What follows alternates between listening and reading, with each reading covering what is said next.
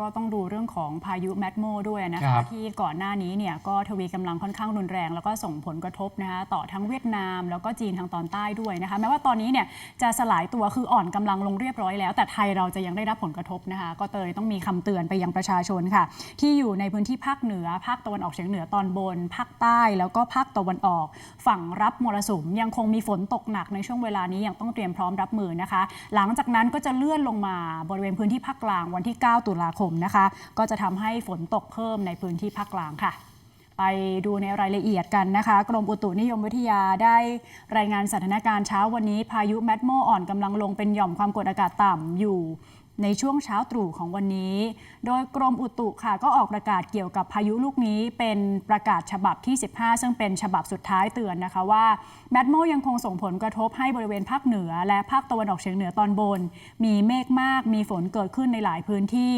ขณะเดียวกันมรสุมตะวันตกเฉียงใต้ก็ยังปกคลุมประเทศไทยค่ะทำให้ยังมีฝนฟ้าคะนองบางแห่งโดยเฉพาะพื้นที่ด้านรับมรสุมอย่างเช่นภาคใต้ฝั่งอันดามันแล้วก็ฝั่งตะวันออกนะคะรวมไปถึงภาคตะวันออกด้วยโดยจังหวัดเสี่ยงฝนตกหนักระดับสีเหลืองก็คือที่จังหวัดเชียงรายพะเยาน่านแพร่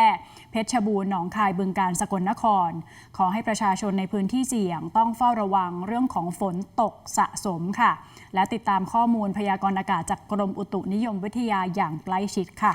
ทั้งนี้ครับในช่วงวันที่ 9 ถึง 16 ตุลาคม 2568 นี้กรมอุตุนิยมวิทยาได้พยากรณ์อากาศล่วงหน้าไว้ว่าประเทศไทยนั้นจะเจอฝนครับจะมีฝนกระจายทั่วไปและฝนตกหนักบางแห่งบริเวณภาคกลางตอนล่างภาคอีสานตอนล่างภาคตะวันออกกรุงเทพมหานครปริมณฑลและภาคใต้เนื่องจากว่าร่องมรสุมเนี่ยเลื่อนลงมาพาดผ่านบริเวณนี้แล้วก็มีหย่อมความกดอากาศต่ำปกคลุมด้วยควรที่จะระวังฝนตกหนักถึงฝนที่ตกสะสมโดยเฉพาะพื้นที่ท้ายเขื่อนเจ้าพระยาและพื้นที่ลุ่มน้ำต่างๆอาจมีระดับน้ำสูงขึ้นจากน้ำเหนือที่ไหลบ่าลงมา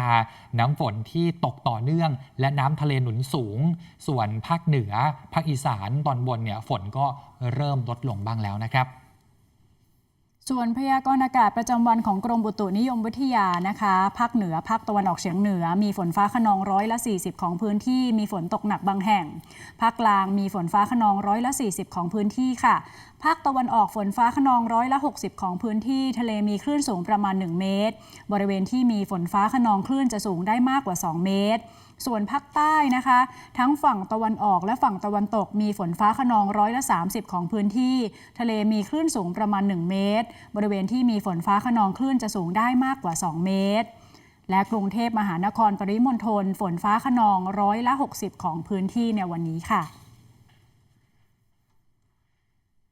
อย่าลืมกด Subscribe กดไลค์กดแชร์ในทุกช่องทางออนไลน์ของ TNN ช่อง 16คุณจะไม่พลาดทุกรายการสดรวมไปถึงคลิปวิดีโอที่น่าสนใจอีกมากมายค่ะ